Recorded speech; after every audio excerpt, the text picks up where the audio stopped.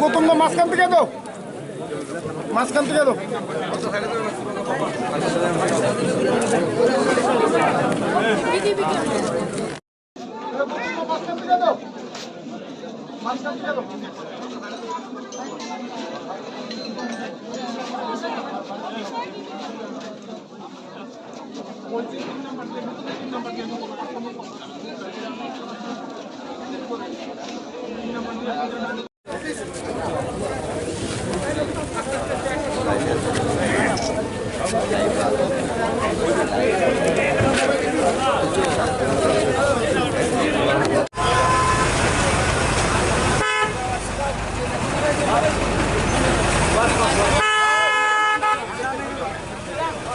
সুবন্ধ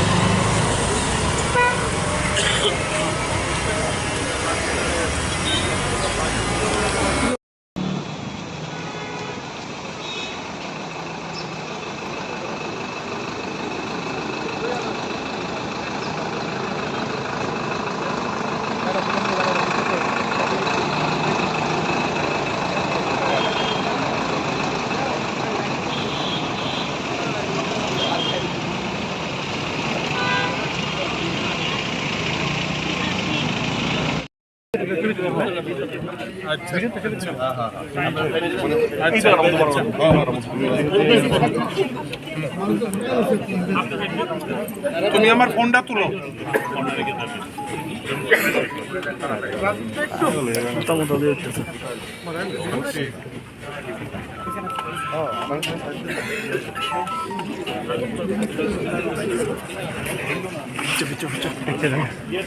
মনে না ছিল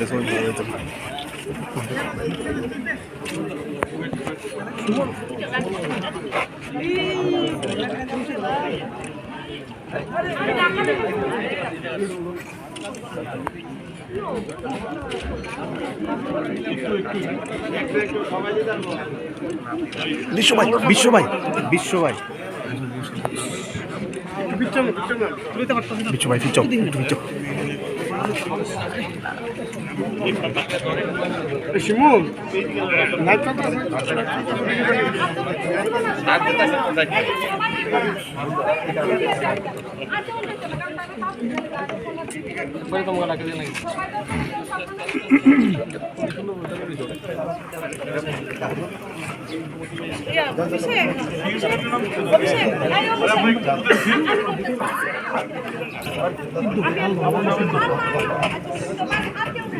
আমার তো মেনে না ঠিক আছে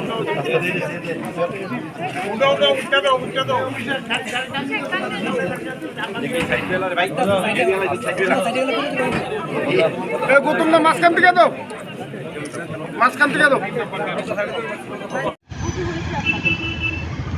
আমরা বিজেপির যারা আমরা তো শোকাহত, পাশাপাশি ত্রিপুরা রাজ্যে উনি যেভাবে রাজনীতি করেছেন, আমি যতটুকু জানি উনি রাজনীতির ঊর্ধ্বে উঠে সকলের সঙ্গে মিলেমিশে কাজ করেন এবং ওনার এলাকায় উনি যেভাবে জনপ্রিয়, পুরো ত্রিপুরা রাজ্যে উনি জনপ্রিয়। তো এটা আমাদের বিজেপির জন্য তো ক্ষতি বটে, পুরো ত্রিপুরা রাজ্যের রাজনীতির জন্য অনেক ক্ষতি। আমি ওনার শোকসন্তপ্ত পরিবারের প্রতি আমার সমবেদনা আমি জ্ঞাপন করছি। ওনার আত্মা যেন শান্তি পায়।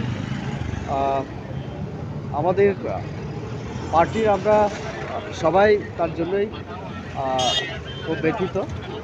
তো কাজে ওনার এই যে প্রয়াণে আমরা সবাই শোকাহত।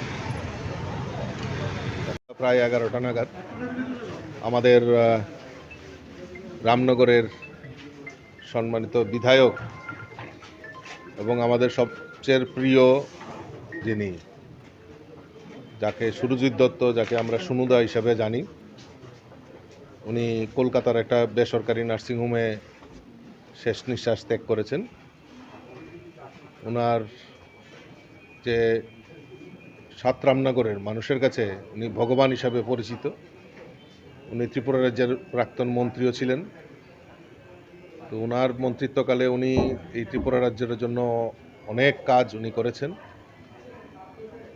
তো এবং রাজনীতিতে, ত্রিপুরা রাজ্যের রাজ্য রাজনীতিতেও একটা নক্ষত্র বললে চলে। তো গতকালকে ওনার এই অকাল প্রয়াণে আমরা গভীর মর্মাহত। ওনার প্রতি আমরা শ্রদ্ধাঞ্জলি নিবেদন করছি। পাশাপাশি ওনার পরিবারের সকলের আমরা সমবেদনা জ্ঞাপন করছি এবং ওনার দেখানো পথকে অনুসরণ করে আগামী দিন সবাই আমরা মিলিতভাবে কাজ করব, এই সংকল্প আমাদের আজকে নিতে হবে। এবং সুনুদা যেভাবে মানুষের জন্য কাজ করেছেন, সেটা সারা ত্রিপুরা রাজ্যের মধ্যে একটা নজির সৃষ্টি হয়ে থাকবে। আমি আবারও আপনাদের মাধ্যমে ওনার আত্মার সদ্গতি কামনা করছি এবং ওনার পরিবার সকলের সদস্যদেরকে আমি সমবেদনা জ্ঞাপন করছি। লোকসভায় ইলেকশন আগে সুন্দর প্রয়াণে পার্টির কতটুকু ক্ষতি হতে পারে? নিশ্চয়ই আসন্ন আমাদের যে লোকসভা নির্বাচন, সেই নির্বাচনে একটা পার্টির একটা বিরাট অপূরণীয় ক্ষতি হয়েছে। ওনার যে কাজ, অর্ধসমাপ্ত কাজ, সেগুলিকে আমরা সমাপ্ত করব, এটাই আজকের দিনে আমরা গভীর মর্মাহত। এটা শুধু আমাদের পার্টি নয়, ত্রিপুরা রাজ্যের রাজনীতিতেও এটা অপূরণীয় ক্ষতি, কারণ উনি একটা নক্ষত্র ছিলেন এই ত্রিপুরা রাজ্যের। আর প্রথমেই বলেছি যে রামনগরে এমন কোনো পরিবার বাদ নেই যে ওনার থেকে উনি উপকৃত হননি।